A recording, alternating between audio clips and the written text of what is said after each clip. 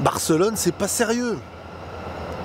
C'est pas sérieux parce que on a vu un Barça, on va être honnête, hein, on a vu un Barça en début de saison exceptionnel. Jusqu'à ce match-là, jusqu'à ce moment-là, le Barça du début de saison, il était incroyable, cohérent, tout était carré, il maîtrisait de A à Z. La Ligue des Champions reprend et ils retombent dans leur travers. J'ai vu le Barça là. Le Barça que j'ai vu là, c'est le Barça de l'année dernière en Ligue des Champions. Et là, vous allez me dire, et vous n'aurez pas tort, oui, mais il y a eu le carton rouge et ça a changé le match. Je suis d'accord avec vous. Totalement d'accord avec vous. Mais, l'année dernière, qu'est-ce qui t'a fait éliminer? Contre le PSG, je vous l'avais dit, et je l'ai répété plein de fois dans les autres vidéos d'analyse. À plusieurs reprises, je vous ai dit, oui, selon moi, le Barça t'élimine le PSG. Si ce carton rouge n'a pas lieu. Mais il y a un carton rouge. Et le carton rouge, bah, il n'est pas volé. Et sur ce match-là, il n'est pas volé. Et ça peut t'éliminer. En tout cas, ça te fait perdre les 3 points de cette nouvelle formule de la Ligue des Champions dont on ne sait pas si ces 3 points vont avoir une importance de fou ou pas encore. Donc là, le Barça, c'est un problème en Ligue des Champions, ces détails, parce que la Ligue des Champions, c'est les détails. Je vous le rappelle à chaque fois. La régularité de la Liga, moi, je pense que le Barça, ils vont l'avoir cette année. C'est pour ça que je les vois comme favoris sur ce début de saison, en tout cas, et par rapport à ce qu'ils nous ont montré, comme peut-être les futurs champions de cette Liga. Il reste plein de matchs, je suis d'accord avec vous, mais la Ligue des Champions, c'est une autre manière de faire, c'est une autre façon de gagner, c'est des équipes où vous ne vous étudiez pas de la même façon qu'en Liga parce que vous ne vous affrontez pas 2 voire 3 fois par an quotidiennement toutes les années, c'est vraiment différent. Et ce qui est en train de se passer avec le Barça, c'est qu'on revoit d'un coup un Barça en Ligue des Champions. Et là, on parle de Monaco. Alors certes, ça commence à devenir la bête noire du Barça dernièrement. Quand on voit la pré-saison, quand on voit ce match-là, je pense en plus de ça que le Barça venait avec un esprit revanchard à Monaco.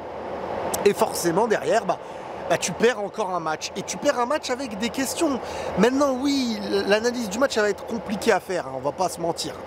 Si je peux retenir un point positif sur le Barça, c'est encore une fois Lamine Yamal. Et vous savez, Lamine Yamal, il fait pas le meilleur match de sa saison. Mais on voit la différence qu'il est capable de faire à son âge. Je vous le dis à chaque fois, je suis pas loin de dire j'ai jamais vu ça à son âge.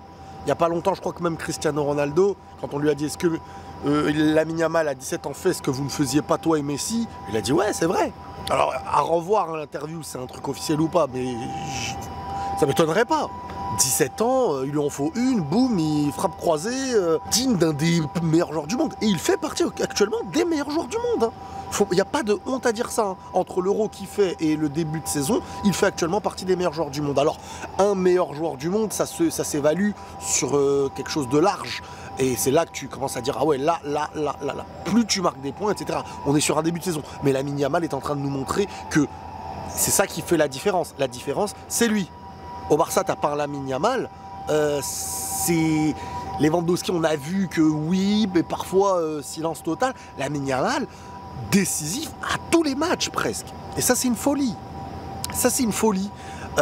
Maintenant, en dehors de Lamine Yamal, je n'arrive pas à retenir des points positifs au côté Barcelone. En dehors de Lamine Yamal, on a Ter Stegen, c'est très moyen. On a la défense. Alors, oui, une défense qui monte haut. Mais moi je me dis, purée, moi je suis Ancelotti, là je vois cette défense qui joue toujours le hors-jeu, qui joue toujours très très haut. Mbappé, Vini, tu mets un milieu à 4, Mbappé, Vini devant, tu fais rentrer Rodrigo, les contres ils peuvent aller, ça peut régaler en contre. Tout autant que ça ne veut rien dire, parce qu'un match comme ça, tu peux le jouer différemment en fonction de l'adversaire. Mais cette volonté de toujours être très haut, ça perturbe parfois l'adversaire, mais le duel physique apporté par Monaco a mis énormément à mal le Barça et il nous fait poser certaines questions sur l'aspect Ligue des Champions. Parce que comme je vous dis, sur l'aspect championnat, moi j'ai pas de doute avec ce Barça. On n'a pas trop en Liga, hormis l'Atlético, Girone ils se sont fait taper par le Barça et le Real.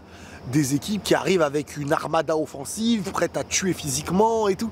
Voilà, alors que Bah, en dehors, en Ligue des Champions, tu as quand même un aspect autre que le football espagnol qui est apporté au Barça. Face au Barça, qui vient à leur montrer parfois, bon bah, ok, tu joues bien, ok, t'es bien positionné, ok, t'as un bon bloc haut, ok, mais c'est un nouveau style de confrontation et une autre manière d'étudier un adversaire. Et là, le Barça, ils sont tombés sur le piège de la Ligue des Champions, sur l'erreur à ne pas faire.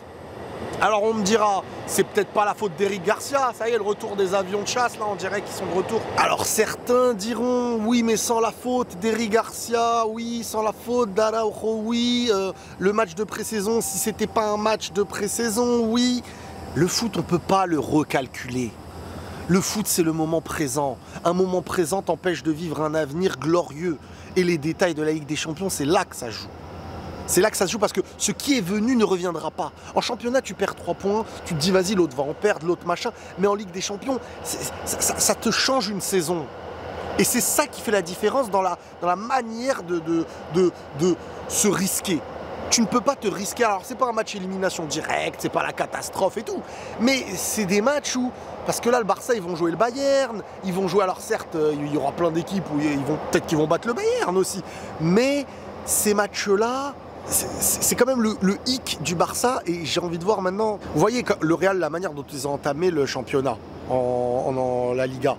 Et ben, la manière dont ils ont entamé le championnat, le Real, ça conditionne les matchs d'après sous pression, etc.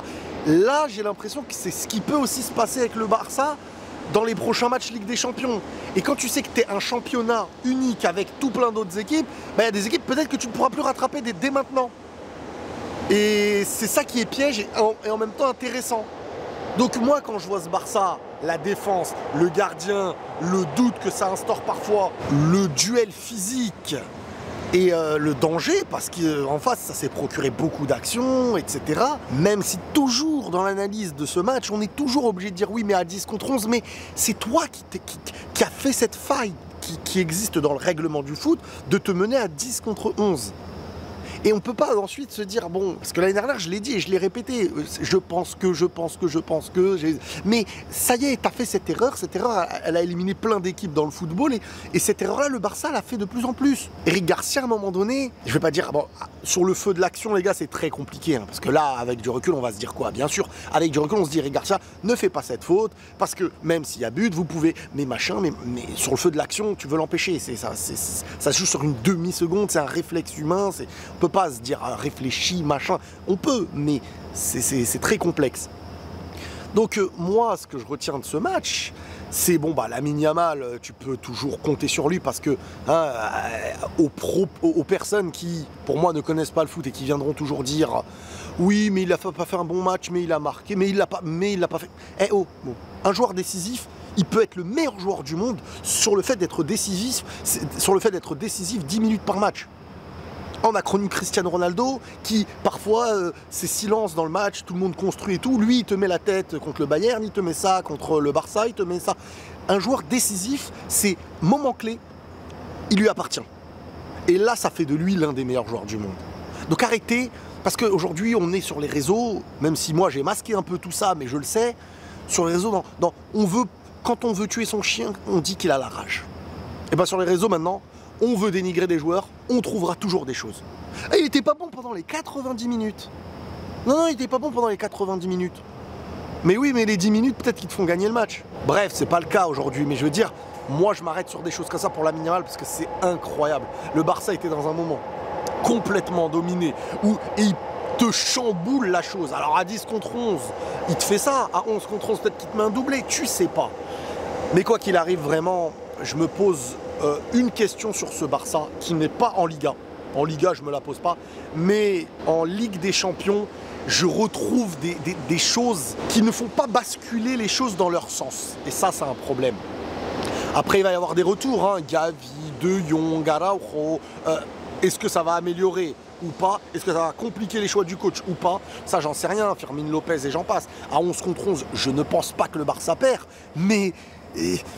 en pré-saison, on se disait que tu t'es mis en danger. Et c'est Monaco qui te met en danger. Et ce rouge-là, tu le prends pas tu prends pas de rouge quand tout va bien. Et quand tu es en difficulté, tu le prends. Parce que sinon, il y a peut-être but. Donc tu annihiles une action de but. Donc derrière, peut-être il y a but, peut-être tu reviens pas. On peut pas savoir. Mais ce Barça se met en danger. En Ligue des Champions, c'est pas la même manière de jouer et de gagner. Donc ça, il ne faut pas le sous-estimer. Voilà, ensuite, concernant Monaco, moi, je vous tire mon chapeau. Monaco, je vous tire mon chapeau. Vous avez été incroyable pour le premier match de cette Ligue des Champions. Et voilà, comme quoi c'est marrant. Girone, actuellement 10e de Liga, je crois, qui met à mal le PSG. Monaco qui tape le Barça, qui est premier de la Liga. Le foot est beau, la Ligue des Champions est belle. Et c'est ça qu'on aime dans le football. Maintenant, ça va être intéressant de suivre ce Barça aussi en Ligue des Champions par rapport à... Parce qu'il va y avoir un Bayern. Et moi, je pense que le Barça peut le faire contre le Bayern. Mais ce Barça est encore prenable. Et dans ce moment où dans leur esprit, il s'est passé cette chose-là, si demain, par exemple, je sais pas, ils perdent un Classico, comment ils reviennent pour la suite? Encore une fois, c'est le début de saison. Les points positifs du Barça en Liga, je les garde. Mais les doutes et les questions sur la Ligue des Champions dans les moments... Ce rouge, il peut être... L'année dernière, vous avez vu, ça là. Contre Paris, vous aviez géré l'aller, vous aviez géré le retour jusqu'à... Vous marquiez en premier. Vous avez fait ça qu'il ne faut pas en Ligue des Champions. Mais ça en Ligue des Champions, c'est un regret éternel. Donc il va... Attention. Attention quand même. Même si ça... Je pense pas qu'il y aura de grosses incidences. Le Barça va aller en 8e, le Barça... Mais attention, parce que ce qui se passe là peut se passer dans d'autres moments. Et ce Barça voulait vraiment taper Monaco parce qu'ils avaient un esprit revanchard par rapport à la pré-saison et se dire bon, non, on les tape là, on leur montre qui on est. Attention. Attention. Bravo à Monaco, en tout cas. Vraiment chapeau à Monaco. Et on se tient au jus, les amis, dans les conditions japonaises, avec un t-shirt coréen et une casquette japonaise. Si on me grille en faisant ça, là, peut-être qu'on va me faire la misère. Non, je rigole. Bref, prenez tous soin de vous, les amis. Il est presque 6 h du matin ici et je vais aller redormir un petit peu. Et la paix sur vous. Merci.